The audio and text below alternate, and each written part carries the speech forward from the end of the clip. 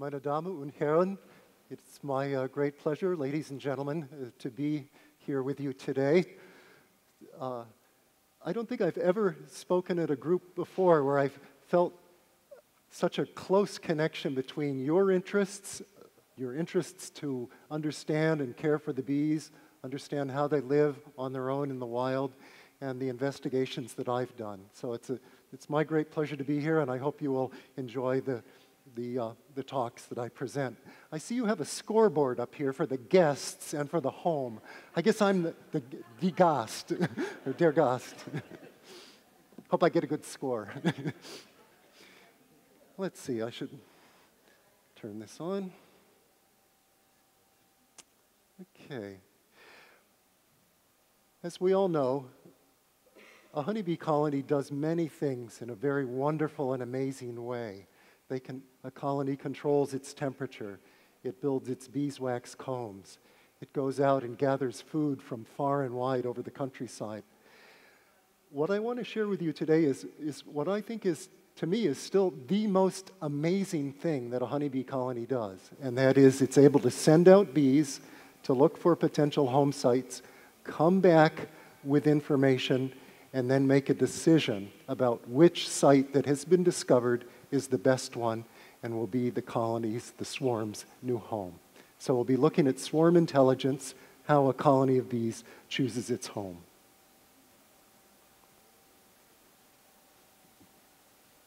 Okay. Good. You are all beekeepers, so you all know what a swarm of bees is. You all know that it's a reproductive propagule. You know that it contains a queen bee and about 10,000 worker bees. You know that it's at a very critical point in its life. It has to find a new home. In our climate, if it doesn't find good protection, good shelter, it will die in the winter. So this is a life or death decision. But what you may not know is just how few bees are actually involved in making this decision. It's just a few % of all the bees in the swarm. I won't go through in detail talking today about who these scout bees are, so I'll just mention briefly that these scout bees, these nest site scouts, are drawn from the oldest bees in the swarm. They're bees that had previously functioned as foragers, and their brains the genes in their brain have been activated to be very good at learning, to be very open to novelty. So what we're going to be looking at is the behavior of these scout bees. Now, to begin, I think it's useful to think about, well, what are these scout bees looking for? What are they seeking? What's an ideal home site for bees? Well, a good home site is illustrated by this bee tree that we've got here. Bees are living in this maple tree. This is where their nest entrance. And this tree illustrates several of the criteria that are making for an excellent home site. One is having the entrance high off the ground. As we'll see, bees like the entrances 5 meters or more off ground. They like the entrance to be small, only about 15 square centimeters. But they also need the cavity to be quite spacious, at least on the order of 40 liters or even a bit more. And ideally, they will find this home site in a live, sturdy tree. And I think you can see that this is a rather unusual set of characteristics to find together. To find a healthy tree, which has a large rotted cavity inside it, but with the access to that cavity, just a small opening, and then to have that small opening high off the ground. And I think that's a difficult combination to find, and I think that's why they send out several hundred scout bees from a swarm to search far and wide to see if they can find such a thing. Now, you might wonder, well, how do we know that these are the nest site preferences? How do we know they want a nest high off the ground or with a small entrance or a cavity of that size, 40 liters? We know it because about 35 years ago, I did an experiment where I set out 252 pairs of nest boxes. Here's one, here's another. They would be put out in pairs, and the two boxes in each pair would be identical in all ways except for one characteristic. In this case, it's probably hard to see it, but the entrance opening here is 90 square centimeters, and over here it was 15 square centimeters. I put out 126 of these pairs, and some pairs the entrance opening differed. Some pairs the size of the cavity differed. Sometimes it was one box was high off the ground, the other one was nearby, was low to the ground. I'd put them out in pairs, as you can see here, and I would just see which one would be first occupied by a swarm. That's why I needed to build 252 of these, so that I could get enough data to know what the pattern was. And we found that the bees have strong preferences in the variables you see over here on the right. They like the small entrance, they like the height, the entrance direction, they like it to go south, they like the entrance near the bottom, they like the volume to be between 10 liters is too small, 100 liters is too large, 40 is in the middle. And if they can find combs in the cavity, then that makes that a really good home site. So that's how we know what the bees want. Now, what does a scout bee do when she goes out and starts her searching?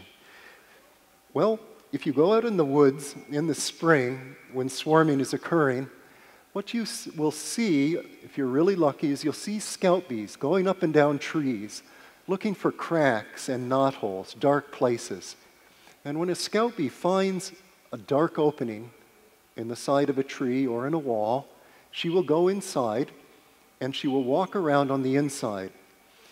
The tracks of what we see over here on the left are the tracks of the movement of one scout bee as she explored an experimental nest box in which I could record her movements as she walked around inside that box. When a scout finds a site and she checks it out, inspects it, she'll spend about 30 to 40 minutes making a careful inspection. I think I need to move this away. She'll spend about 30 or 40 minutes making a careful inspection of that site. Let's see, how do I turn this off? It is off, okay, good. During each inspection, she'll spend a minute or so inside, walking all around, then she comes out to the entrance and then goes inside again. And you can see the tracks. On her first visit, she went in just a little ways, but on her 25th and final visit, she walked all around. And through that series of inspections, she learns the volume of the cavity, the size of the entrance, the height of the entrance off the ground, and so forth. And in ways that still aren't clear, she integrates her knowledge that she's gained into a sense of the overall goodness of that site. And now it's as if she can rank that site on a scale of 1 to 10, like a very good site is a 10 and a not so good one is a 1. And now she will come back to the swarm and share the news of her discovery with the other bees. She will share that news by performing a waggle dance back on the surface of the swarm. Let's look at one of these dances. I'll show you a scout bee dancing on a swarm, and I want to stress the fact that this dance that we're looking at, the bee is dancing on the vertical surface, one side of the swarm.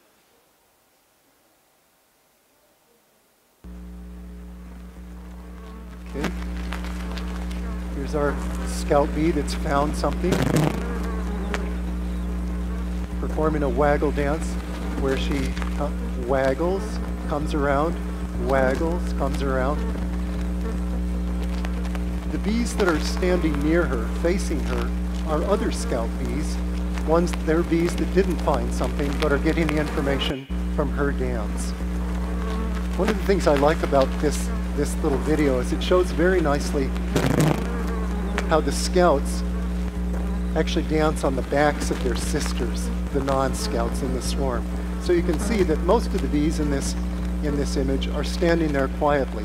It's just a few bees that are very active. Those are the scouts. One thing I want to stress is every time the bee does a waggle, She's always pointing to the left, 90 degrees to the left of straight up. We'll come back to that. And every time she does the waggle motion, it lasts about 0.8 of a second. Start, stop. Start, stop. It's that direction and the duration of the waggle motion that indicates the location. Many of you may know this already, but let's just review how the bees express information about the location of either a food source or a nest site with the waggle dance. If the bee let's say we were watching a bee that was doing her dance where she waggled at this angle, waggle, waggle, waggle, 40 degrees to the right on a vertical surface, 40 degrees to the right of straight up.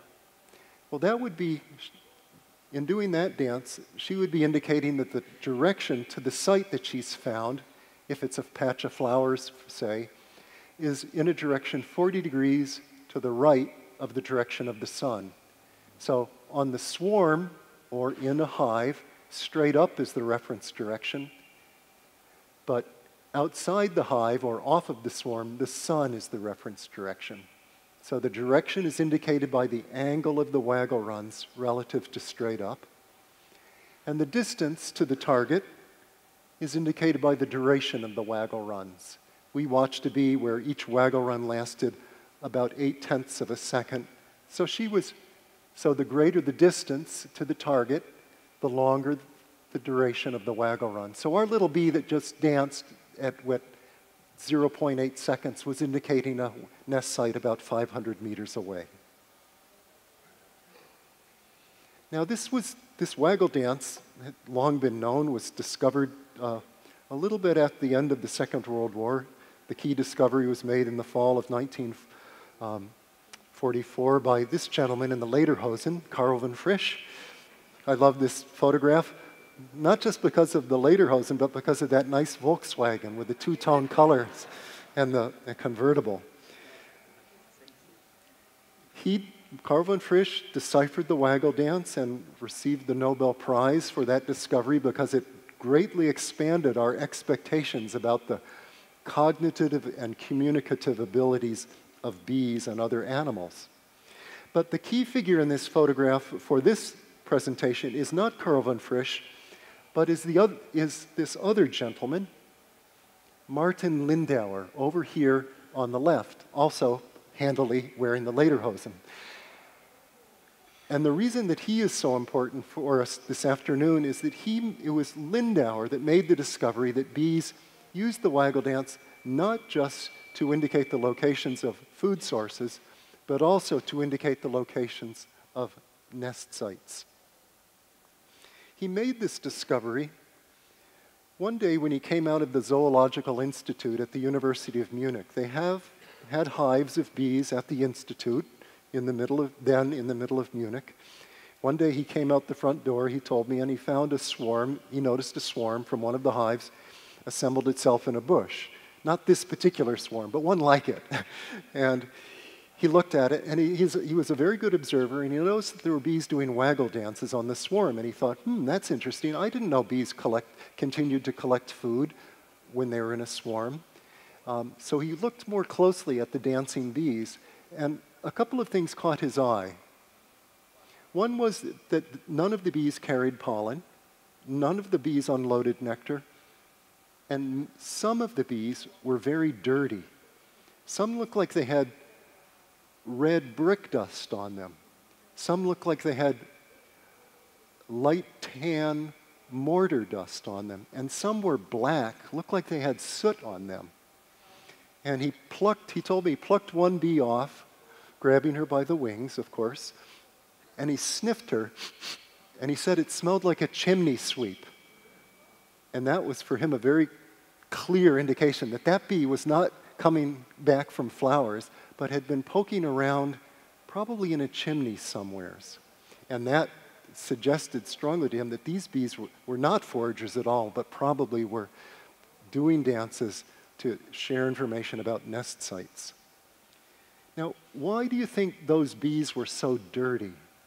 Why were so many of those dancing bees going to things like chimneys and places in walls and things like that.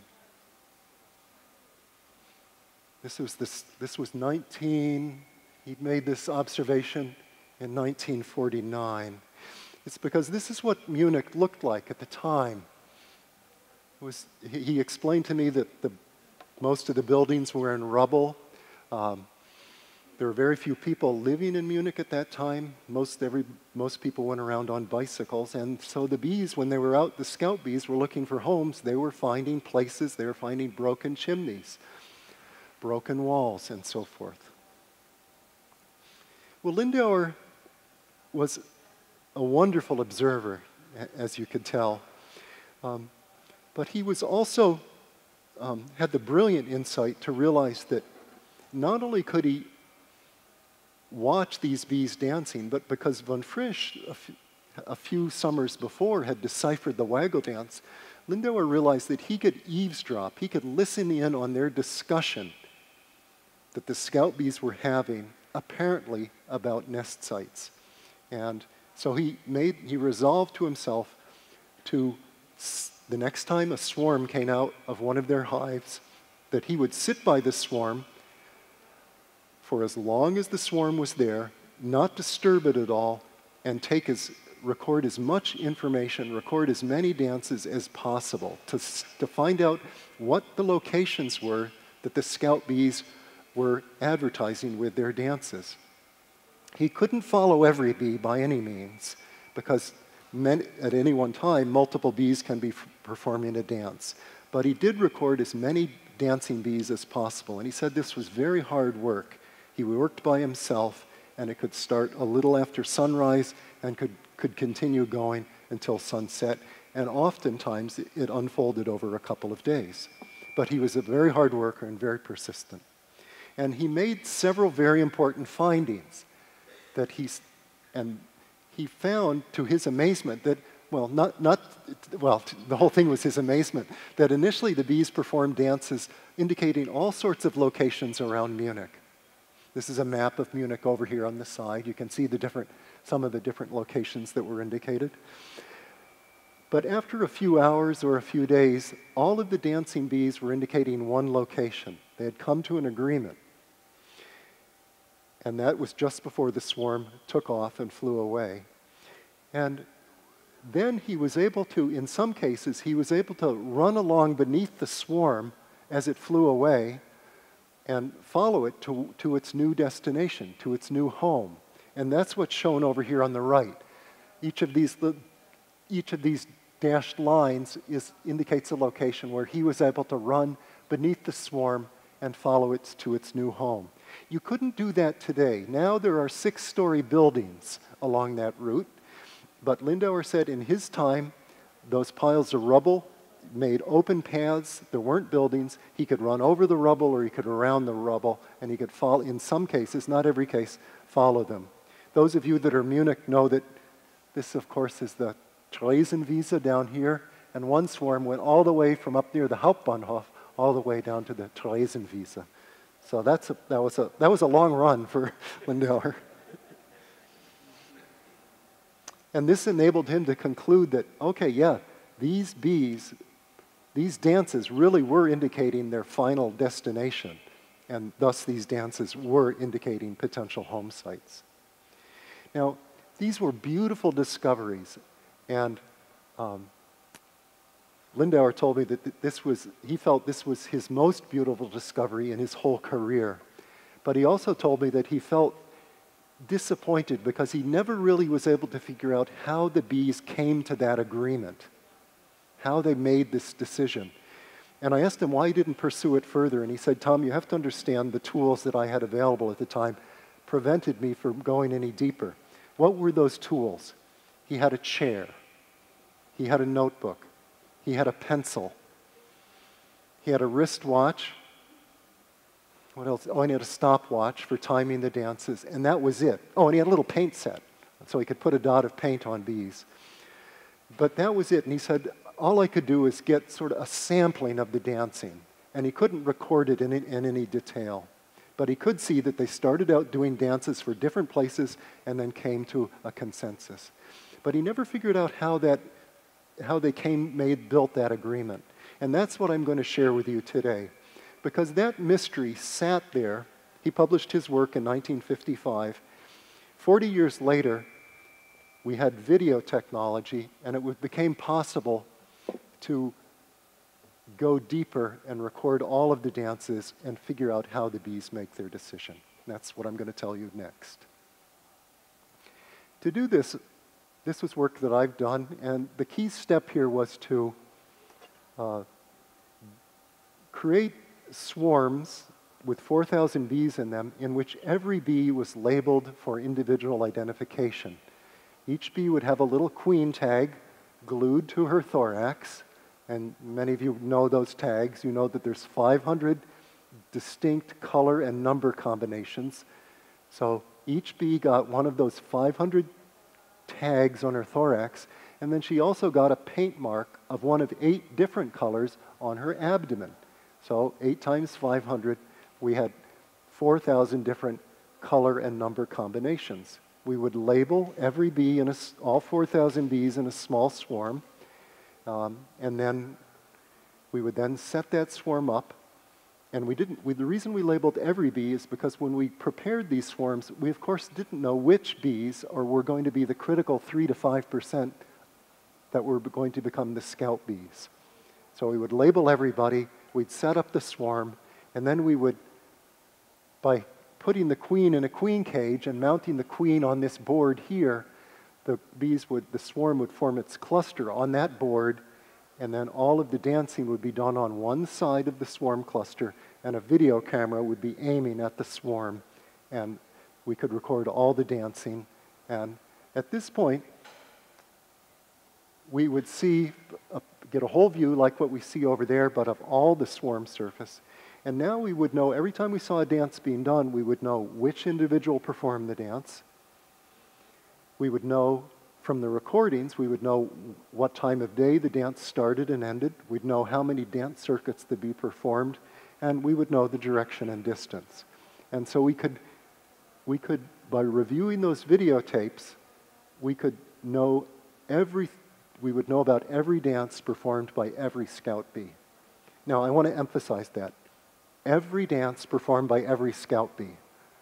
How long do you think it takes to extract that information from a recording of just one swarm? It takes a dedicated student helping me a month, working, 60 hours a week, basically. So it's a lot of work. So what I'm going to show you, I'm going to just emphasize, this is a lot of work, but we're going to go through it carefully, because this is a depiction of this dancing activity on one swarm, just one swarm, but it's the heart of this talk. So we're going to go through it carefully, because if you understand the information in this slide, you get this talk. As I say, this is a depiction of the pattern of dancing on one swarm as it made its decision. It was a decision that required 16 hours of debate or dancing. There were 11 possible home sites that were brought to the consideration by the scouts, and there were 149 bees that were scouting in this swarm. Now, let me explain this diagram. Each of these boxes corresponds to what was observed during a given time period, usually from 11 to 1. They have a problem with can you just wait a second? Oh, yeah. Okay.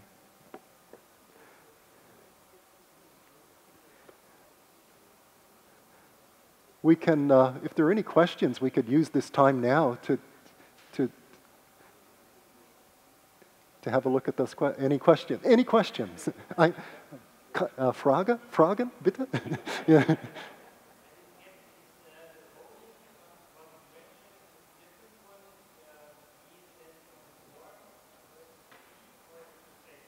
Question is, are the dances on the swarm the same as they are in a hive? So are the nest site dances the same as for food sources? Yes, the same dance, the same rules of encoding information on a swarm as in a hive. Yes?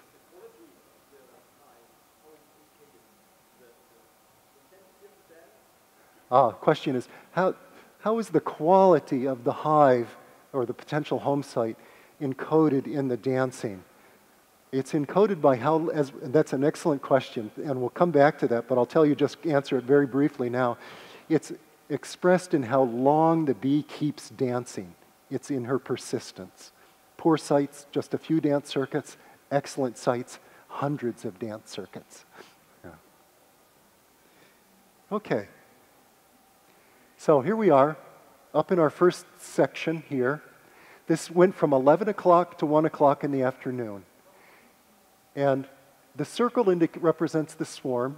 Each one of these arrows indicates that represents scouting, or I should say dancing, for a potential home site in a given direction and a given distance. So this pink arrow, A, indicates that bees were doing dances for a site to the east. The arrow is pointing east.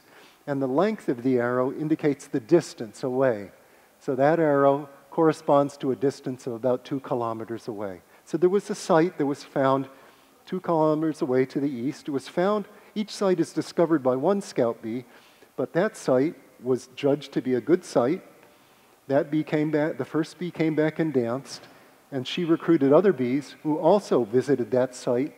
They also liked it, and so the arrow is thick. The thickness or width of the arrow indicates how many bees danced for that site. And in that case, 8 different bees danced for that site to the east during that first 2 hours. So that was the leading site initially.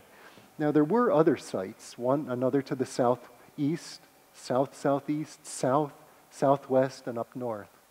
But they didn't get as much attention. But the point is, the scouts were finding sites in many different directions and many different distances, even in the first 2 hours.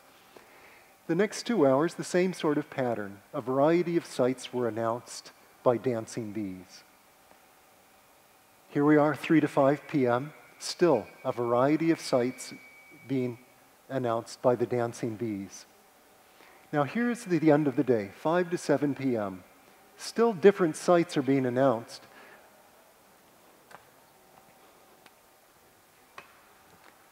But it's mostly this site to the south and to the southwest that are getting most of the announcing by the scout bees. And that's where the discussion ended that day. The next morning, interestingly, things started up pretty much where they ended the day before. And we now know that that's not surprising. The scout bees don't die overnight. And in fact, it was many of the same bees that were dancing here. Whoops, Tom. Let's go back a little bit. Many of the same bees that were dancing here, dancing here. And now, though, it became clear to us, there's a real debate going on. Is it going to be the south site or the southwest site that wins? Well, you can see that it's the southwest site, but we didn't know that. And so we were excited to watch over the next 2 hours what happened. You could see even between 9 and 11, the southwest site started to dominate. The blue site dominated it even more until it started raining at the end of the morning.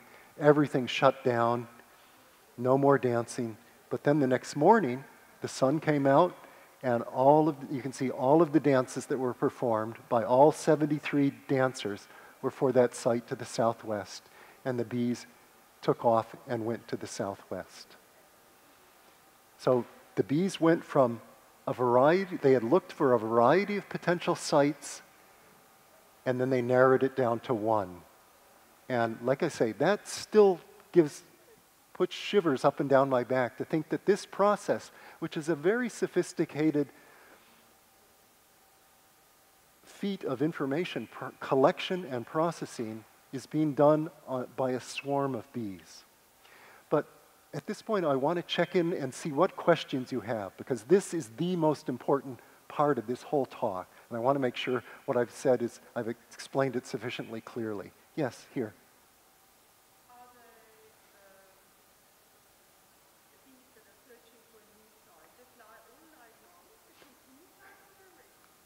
The question is, do the scout bees, the nest site scouts, do they fly all night long? No. When it starts to get dark, they shut down their dance activity. Yes. Yeah, the point is made that there's a big difference between the pattern of dancing here and here. These bees here, I actually will come back to that. There's a constant, let me hold that question. I'll explain it a little later in the talk. Thank you for highlighting it though. Yes.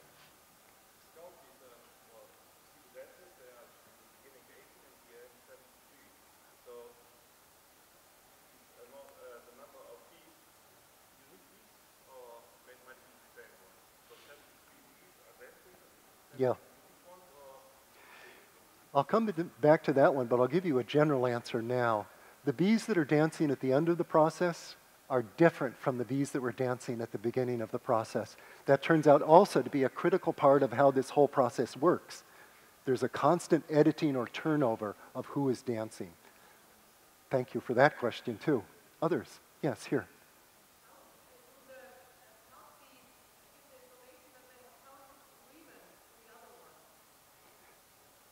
It turns out the question is, are the scout bees, when they build their agreement, do they inform the other bees, the non-scouts in the swarm, of what the location of the site is? The answer is no.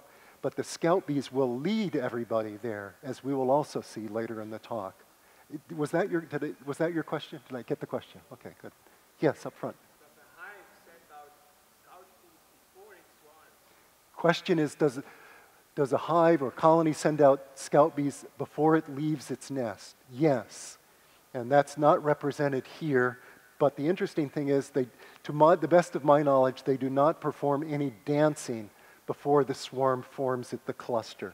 But we have done experiments where we've had nest boxes out even before a swarm has left its hive, and we do see scout bees poking around, starting to learn what their possibilities are. You can see that makes a lot of sense. Here, yes.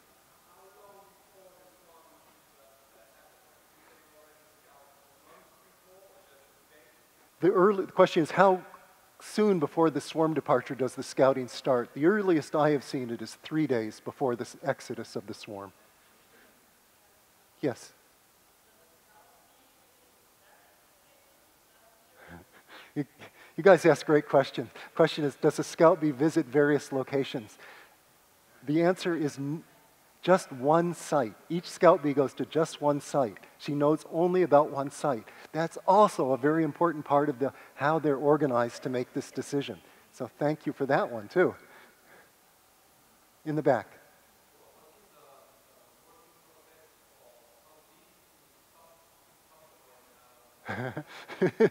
I'll tell you about that. Question is, what causes bees to stop dancing? That was a surprise. I'll tell you about that too. But basically, in a nutshell, I'll hold it as a surprise. We'll keep that in suspense. I guess I better go forward now, because you guys are asking questions that I want to get to. One thing I want to stress now is that this site wasn't just by chance. That was the best site. So this isn't just that they're able to build a consensus, but they made a good consensus. They chose the best site. Now you might wonder, how do you know that was the best site? I didn't know it at the time, because I was doing this experiment where I was doing this at my laboratory, and the scout bees were going out into the woods all around there. And I didn't know exactly which tree was represented by each of those arrows. But I wanted to know whether the bees were making good decisions. So I needed to go to a situation where I could control the housing market of the bees. And the way I did that is I went to an island. It just happened that my university, Cornell University, owns an island 6 miles out in the Atlantic Ocean. And there are no honeybees that live on this island. Furthermore, this island doesn't have large trees on it. I don't know if you can see this. It's brushy. It doesn't have large trees on it, so it doesn't have natural nest sites for bees. So I figured that I could take a swarm out to this island, and I could put out artificial nest boxes and see how well the bees would choose among those boxes. And so basically what I was going to do is give these bees a multiple choice exam, and where they would have 5 different possible home sites, I would set up the swarm in the middle of the island, and then I'd put out a fan-shaped array of possible choices. And I didn't label them A, B, C, D, E. They probably would have gone for choice B if they so didn't do that, numbered them. And here's what these choices looked like. At each one of these 5 sites, there was an experimental nest box where I could control or I could adjust the value of that as a home site. And you can adjust the value of a site, of a box, as its value as a home site by either changing the size of the entrance, they like small entrances, or you can change it by adjusting the volume that the bees have access to inside the box.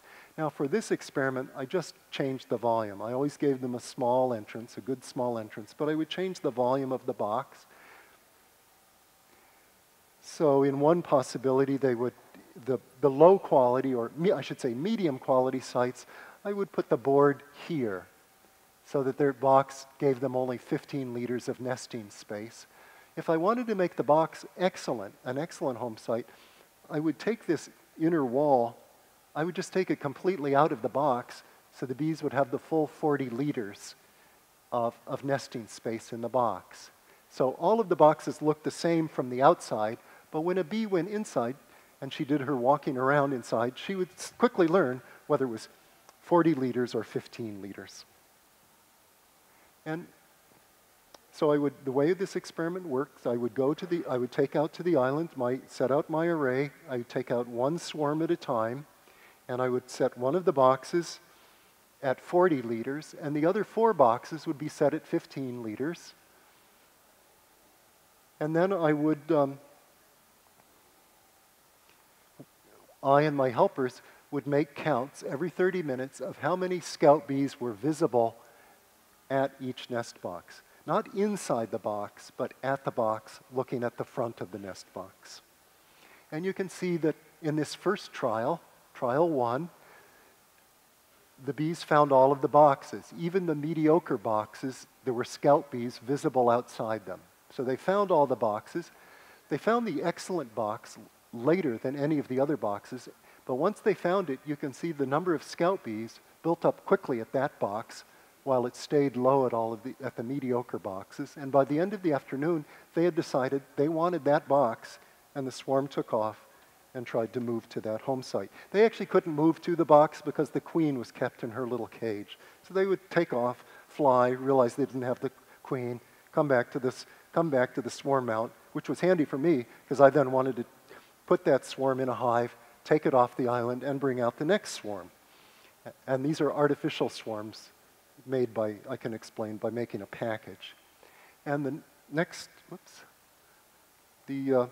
swarm had a similar performance. They again discovered some of the mediocre boxes first, but then finally when they found the excellent box, the number of scout bees visible at that box went up.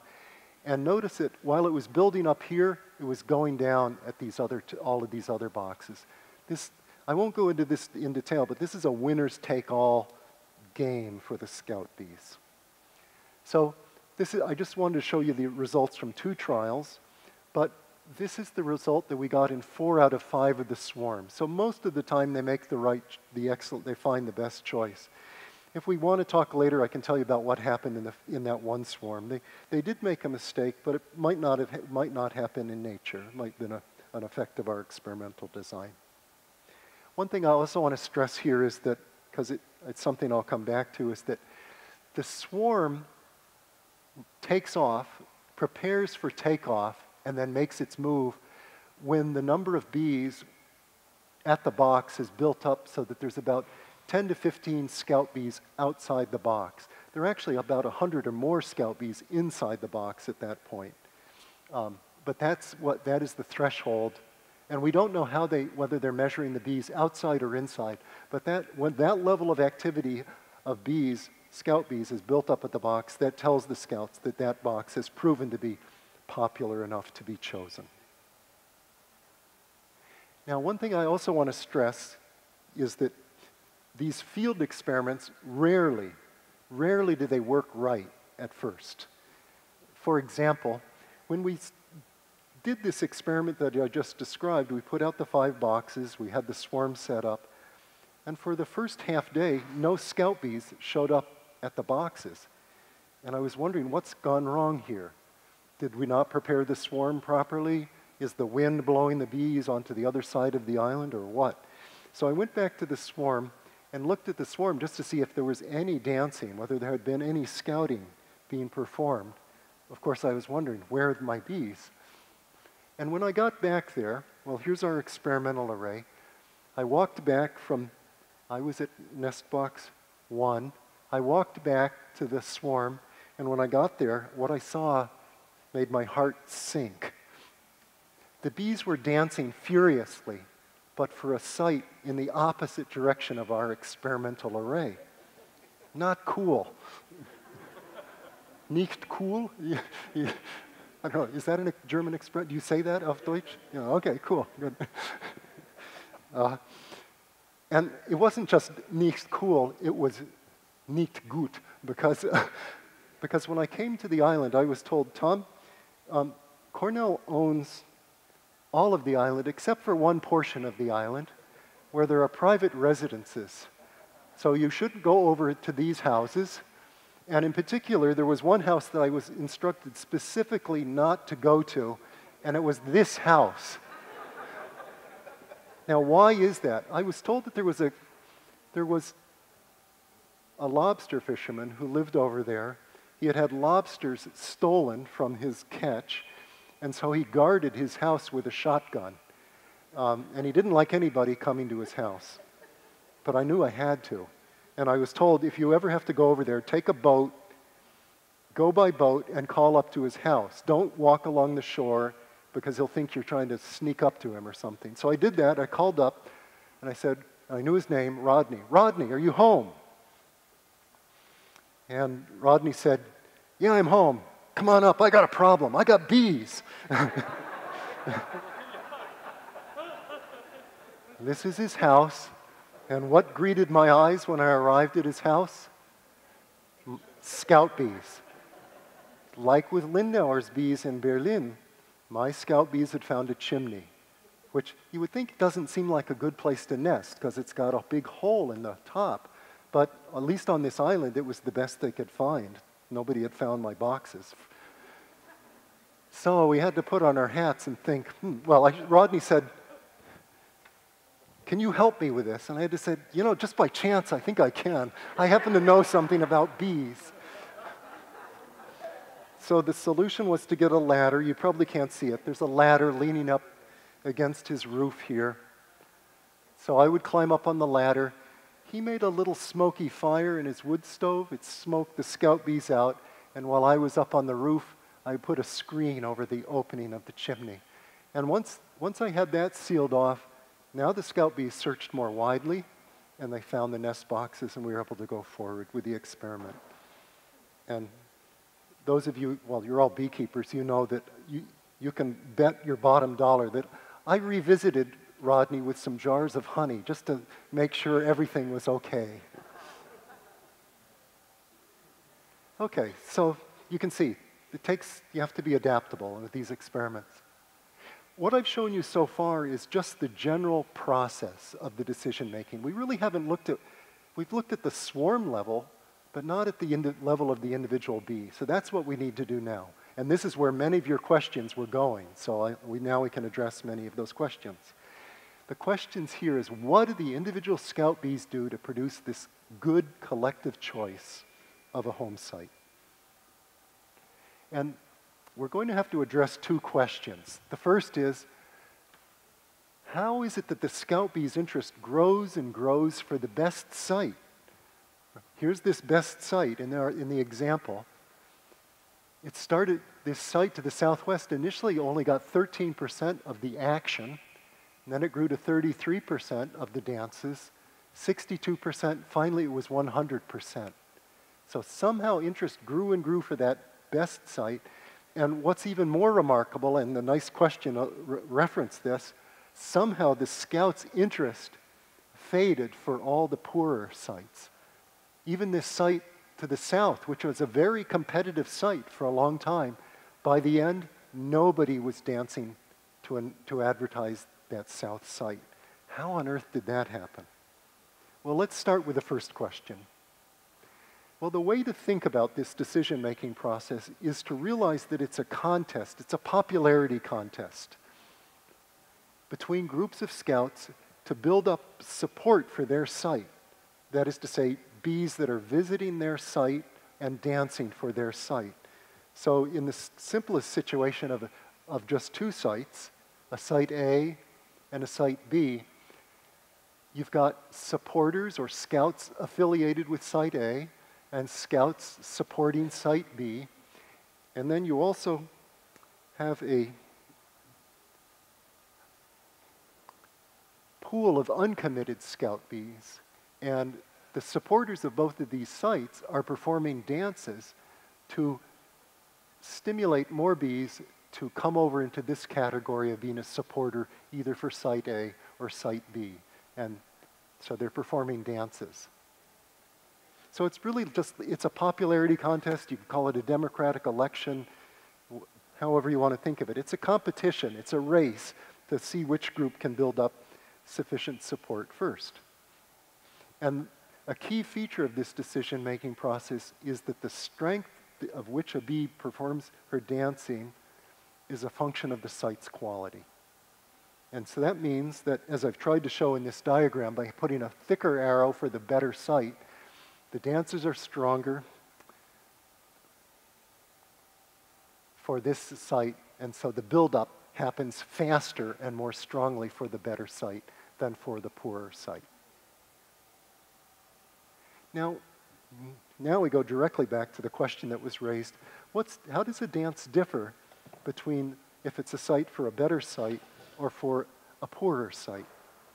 Well, the key thing is that it is, well, to address this question, we went back to Appledore Island, put up a swarm in a different location, and now we put out just two boxes. One was going to be an excellent site, it would be a 40-liter box, and the other would be a so-so site, medium quality, a 15-liter box. And we would video record the scouts dancing for both, for one site or the other. And the bees were coming from the same swarm, same time of the day, same weather conditions. Everything is the same for those two groups of bees, except that one group are coming back from a good site, the other coming back from a medium quality site. And we measured everything possible about the dances, and the only thing that really, well, let me show you how these experiments are done first. I don't know if you can see this, but this depicts the portion on the island where the two nest boxes were located. One is in this orange hut here. The other one is over here. They're separated by about 15 degrees of arc. And we labeled the bees coming from this box with a yellow paint mark. And all the scouts that were visiting this box up here, they got labeled with a pink paint mark. And the way the bees are very cooperative in getting labeled in this situation. What you do is when a scout bee goes in the box, we then just put a little insect net over the entrance of the box. When the bee comes out, about a minute later, she flies into the insect net.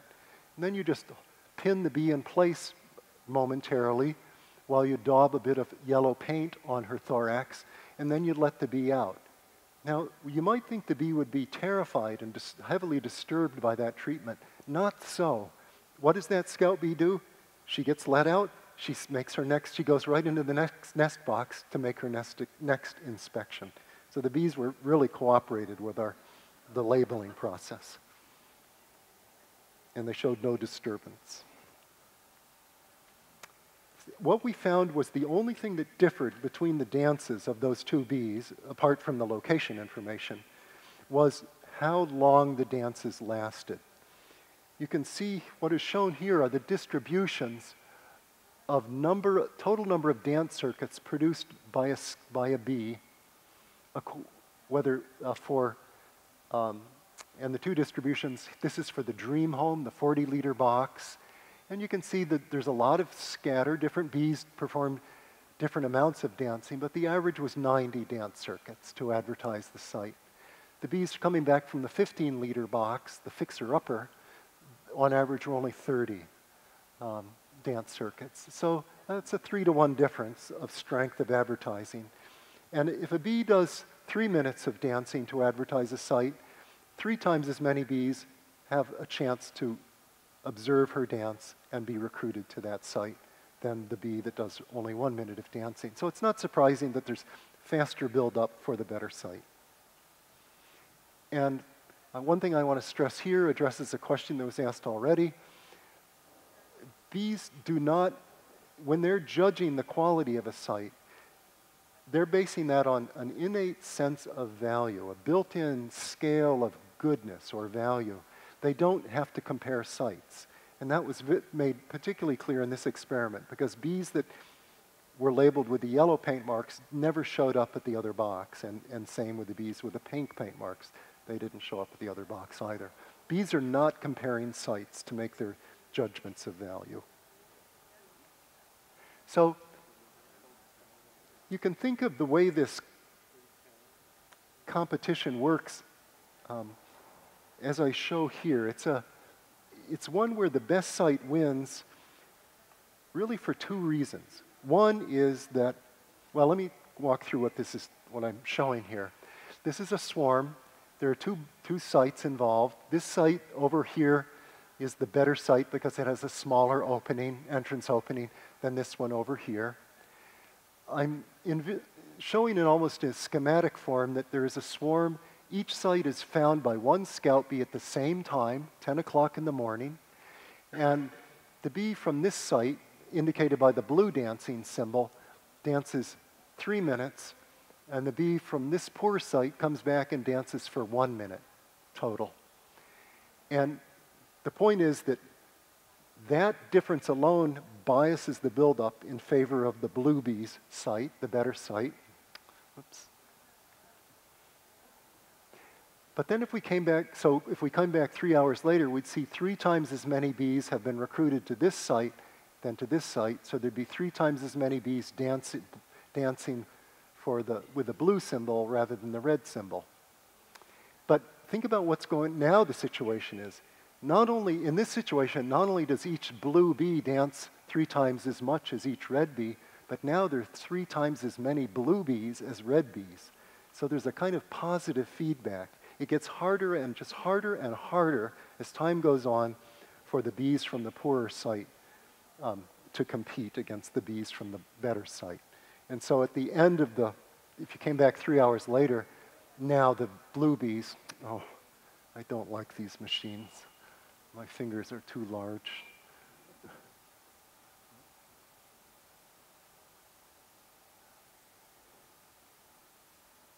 The blue bees, blue dancers, vastly outnumber the red dancers, and the number of bees at this blue bee site is vastly greater than at the red bee site. And as I mentioned already, this is what the bees are actually paying attention to. We can watch the dancing on the swarm. The bees don't watch. Try to do this better. We can watch the dancing on the swarm, but the bees can't see that. They don't walk around and count dances. What they do is they go to the site and they can measure how large the group is at their site. And we call this, when it gets to a critical level, we call that the quorum. We don't know how the bees sense a quorum, whether they're doing it based on rate of encountering other bees, whether they're just looking at the site, seeing other bees, whether it's a buildup of the chemical signals at the site, we don't know. But that's what tells the bee that a decision has been made and that is the chosen site. Now, we're at a point in the talk where we've looked at how the bees make the decision. The rest of this talk, I have till when? 4 o'clock? 10 minutes more. Okay. Before we go on and look at how the bees implement this decision and act on this decision, I want to make clear that I've communicated how they make the decision. Yes?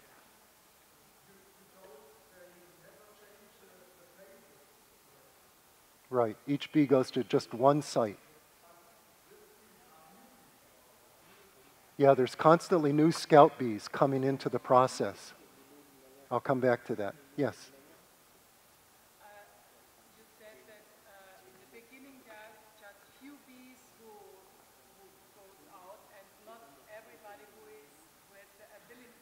Yes.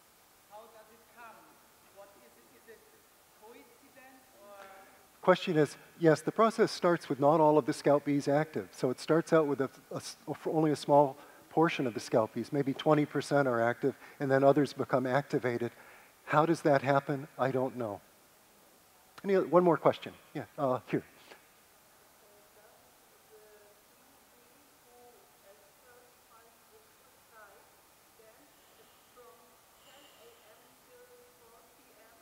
The question is, does the bee that started out dancing, that was in the group of scouts that was dancing at the beginning, is she still dancing at the end? No.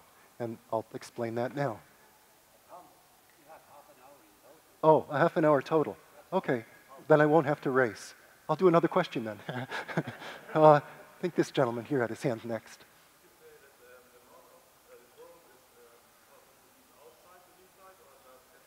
Question is the quorum sensed based on the bees outside or inside? I don't know the answer, but that would be the very first question I would address experimentally. You can sort of start thinking how you might do that. Let's compare notes afterwards. Oh, one thing I want to say here is, I'll go quickly through this. A big feature of this whole process is the interest faded for the poorer sites. And this came back to the question just asked. I'll go quickly through how this works. Do scout bees compare sites and switch to better ones? The answer is no. I've mentioned that already. Each scout bee visits and thus knows about just one site. No, she doesn't do comparison shopping. What we've discovered, and this surprised us, what goes on here is each scout bee automatically loses her interest in dancing for her site. And this happens more rapidly for scouts from the poorer sites than the better sites. Let me show you how this works quantitatively. All these bees have a dance decay function. Every time, I didn't explain this before, but each bee will make multiple visits to her site and then come back to the swarm. Now, let's say you're a bee that found a really good site. You would start very high on this dance decay function. You would produce on your first trip back to the swarm, you might produce 90 dance circuits. And then you'd go back to the site. Why do you go back to the site? Because it's going to the site is the mechanism whereby you indicate that you vote for that site. Your dance just recruits others to that site. The actual vote is by spending time at that site. And by going to that site, you can also see if whether your site has enough support or not. So the bee does her 90 dance circuits. She goes to the site, spends 10 minutes there, and then comes back to the swarm. The next time back, she does 75 dance circuits. And then she goes out to the box again, and then she comes back to the swarm. Now she does 60. So little by little, over several hours, her interest decays and goes to 0. And when it hits 0, she stops going to the site. So she's put her votes in. Oh, she's aroused other bees strongly. She's visited the site, and then she goes quiet. She actually will spend some more time at the site. But she doesn't do any more dancing. But if you're a bee that was coming back from a so-so site, you start at this point in the dance decay curve. You only do 30, you do 30 dance circuits. You're not as excited about your site. You do that, then you go back to your site. Then when you come back to the swarm again, you do 15 dance circuits. And then you've stopped your dancing. So that bee stops her dancing quickly. So that's how the dancing fades out for the poorer sites. Every bee follows this same decay function. And this is brilliant. It actually creates a process of survival of the fittest. Only the really high-quality sites are going to persist in this debate. And as we mentioned, the swarm makes its decision, the quorum is reached, and now the question is, how do they act on this decision? How do they implement their decision? Well, these scout bees now do something different. They've sensed a quorum. The scouts from the winning site sense that their site is the chosen site, but they're the only bees in the swarm. The swarm might have 10,000 bees. There's only about 100 bees that know that that's where that site is and that it is the chosen site. They now have to go back to the swarm. Now they leave their nest site. They come back to their swarm, and they start to tell the other bees, the decision-making process is over. We now need to prepare to make our move. How do they do that? They make a special signal. Beekeepers had heard this for centuries, but never knew what it was. But then we figured it out.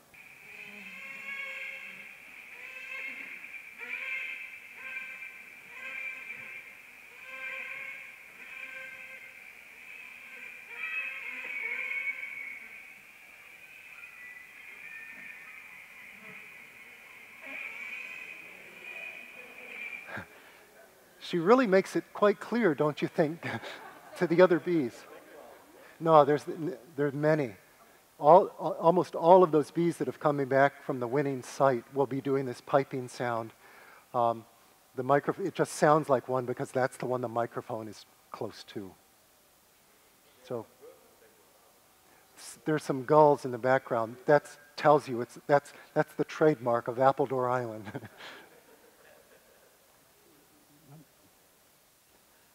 Okay.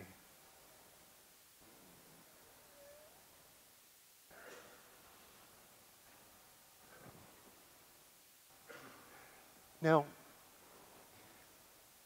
that bee is telling the other bees to warm up their flight muscles. For a bee to fly, she has to have her flight muscles at least 35 degrees centigrade, which is nearly our own body temperature. And that's because to fly, the flight muscles have to beat very rapidly, about 250 times per second, and the muscles have to work very quickly. And to illustrate that this bees really do heat up the surface of the swarm, I show you these two images taken with a thermovision camera. This is an image 15 minutes before takeoff, and here's a temperature scale over here. You can see there's only a few bees. There's only a couple of spots here where the bees are, you can see a hot thorax. But here, 1 minute before takeoff, every thorax image that you see has the white image, which indicates it's very hot. And this actually leads to a practical tip for us as beekeepers. When you come to collect a swarm, put your ear up next to the swarm. You can hear these sounds without a microphone. If you hear that piping, that tells you those bees were going to take off within, say, well, it could be within a minute, it could be within 15 minutes. If you hear that and you're not ready, if you have a little spray bottle of water, you can cool the swarm down with water and stop them from flying away. That's good to know, I think. Okay, so once they've got the swarm all heated up, if I go back to this, once everybody's hot, these little scout bees, while they're running around piping, they're not just producing that sound. They're monitoring what proportion of the bees on the surface of the swarm, and that's always the coolest part of a swarm, what proportion of the bees are ready and hot. And when those bees that are piping can feel that every bee they grab and pipe is already hot, they stop piping and start making a different signal. It's called the buzz run. And this buzz run, die Schwirrlaufen, or das, der, die, whatever, Schwirrlaufen, or die Schwirrlaufen, buzz runs, are the signal that tell the other bees to launch into flight. Now, I'm going to show you a video of the buzz runners, but it's not on the surface of the swarm, it's on the surface of the cage that's holding the queen after the swarm is lifted off. So these are persistent scout bees that are sensed that their queen is not taken off, and they're buzzing the queen cage, trying to get the queen to take flight. Let's see if I can make this work.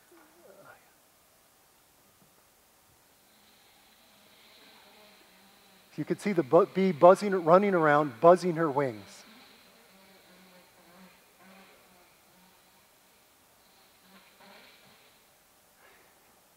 They would do this on the swarm. This is like a bee taking off for flight. So she's indicating she's ready to fly, but she doesn't actually take off. She just keeps doing this. So if you come up to your swarm and you see buzz runners, you can kiss that swarm goodbye. They're taking off.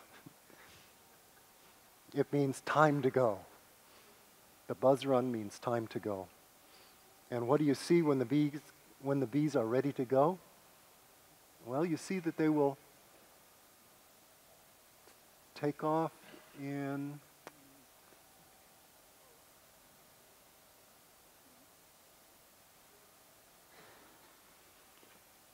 you'll see them take off within 60 seconds. Ooh. Oh, here we go.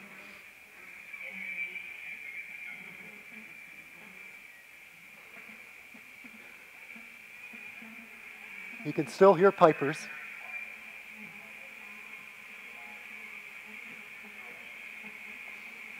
Those bees are hot and ready to go.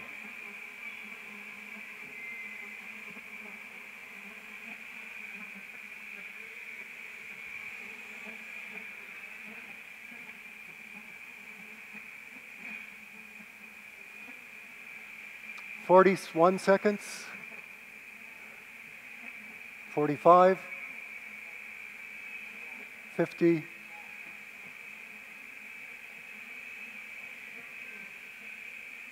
55, 60. So, they take off and they're gone. How many people have watched that? Yeah. Was there a question in the back?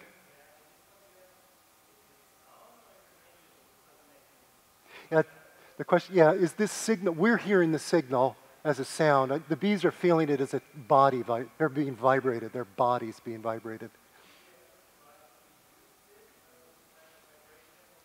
Question is, could you play it back to the bees? It's tricky to play it back to so many thousands of bees, so we haven't done that. But that's the gold standard for testing that the signal is doing what you think it's doing.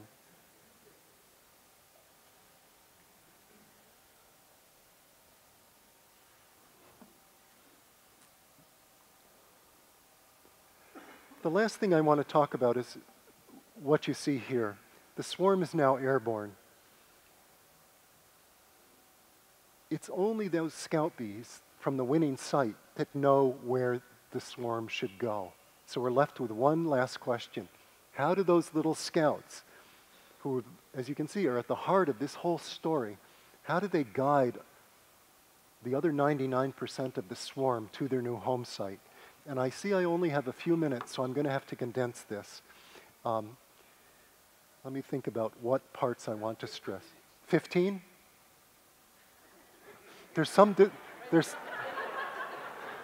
I'll use the 15 is plenty. Is it really 15 or is it 10? 10? 10. I'll go with 10. I'll take 10. I first want to describe what a swarm flight looks like. And the way we do this is we set up a swarm in a big field, and there's just one tree in the middle of this field. And we put a nice bait hive in that tree, and so we set up the swarm. Now, scouts do find sites. They'll find the site in that bait hive nicely, but they'll also find it out in the woods. How do I concentrate their attention on that bait hive, do you think? How would I do that?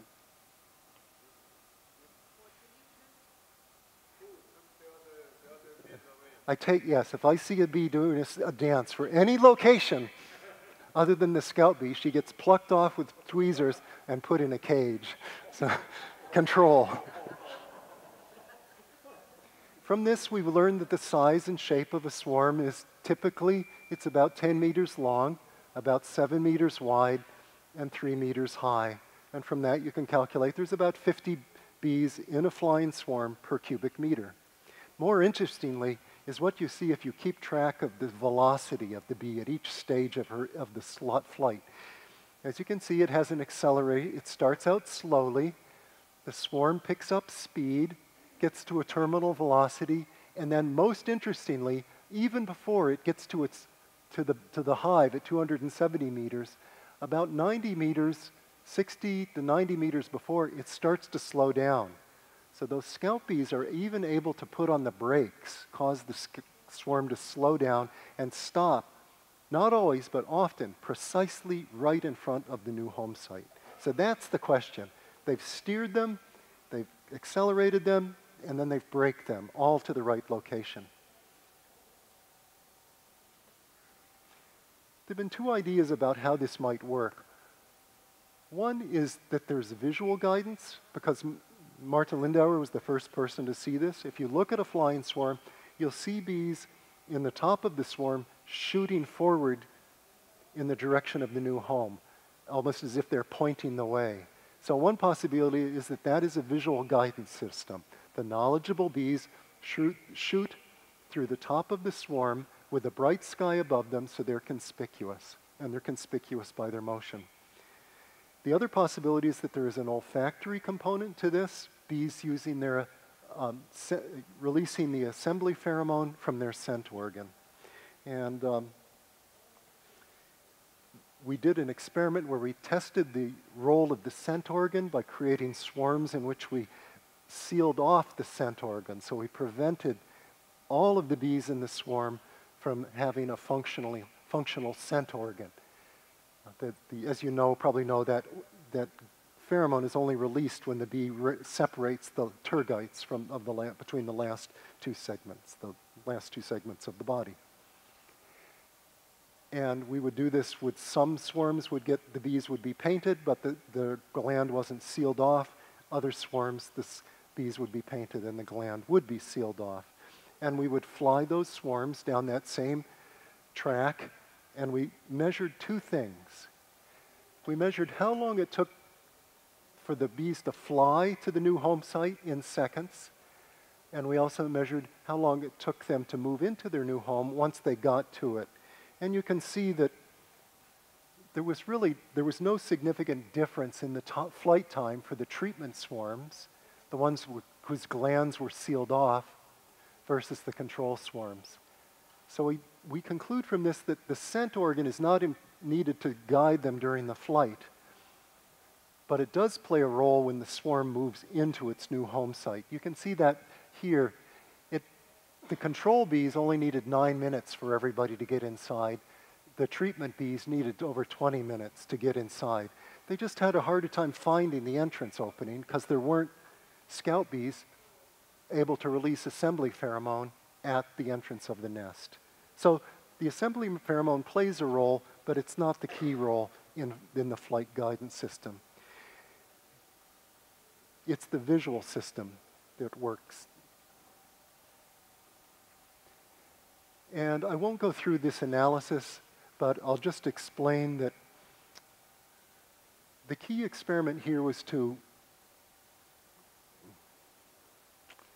have swarms fly over a video camera.